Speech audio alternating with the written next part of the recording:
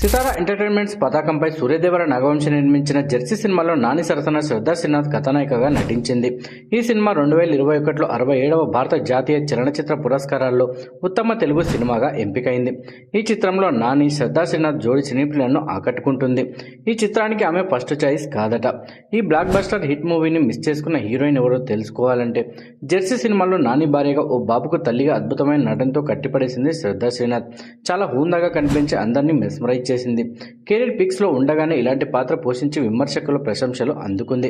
ఈ సినిమా తర్వాత శ్రద్ధకు అవకాశాలు వచ్చినప్పటికీ అంతగా గుర్తింపు మాత్రం రాలేదు. ఈ సినిమాకు ముందుగా హీరోయిన్ రెబ్బా, మోనికా జాన్ను తీసుకోవాలనుకున్నారట. కానీ ఆ అమ్మడు అదే సమయంలో తమిళం, మలయాళం భాషల్లో వరుస సినిమాలు నటిస్తుండడంతో ఈ చిత్రానికి నో చెప్పిందట.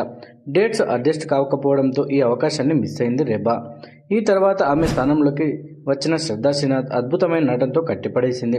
ఆ తర్వాత కొన్నాళ్లకు శ్రీవిష్ణు నటించిన సామజవర్గమన సినిమాతో తెలుగులో విజయాన్ని అందుకుంది రెబ్బా మోనికా జాన్. ఆ తర్వాత పలు చిత్రాలు నటిస్తూ బిజీగా ఉంటుంది. వీడియో నచ్చితే లైక్ చేయండి, షేర్ చేయండి, మన ఛానల్ని సబ్స్క్రైబ్ చేసుకొని మరో ఇంట్రెస్టింగ్ వీడియోతో మళ్ళీ కలుద్దాం.